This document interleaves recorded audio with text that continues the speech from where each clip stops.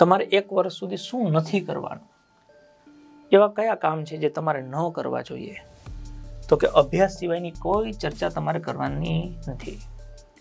અભ્યાસ સિવાયનું કોઈ પણ હોય તમારે એમાં પડવાનું નથી.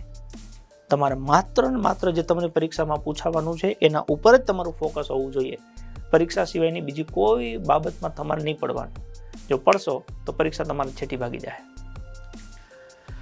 મોબાઈલનો ઉપયોગ તરત પાસ થવા માટે કોઈ શોર્ટકટ, રોજ હવારથી સાંજ સુધી શોર્ટકટ ગોતે કે આ કરી નાખું થઈ જાય, એવું કોઈ શોર્ટકટ નથી ભાઈ.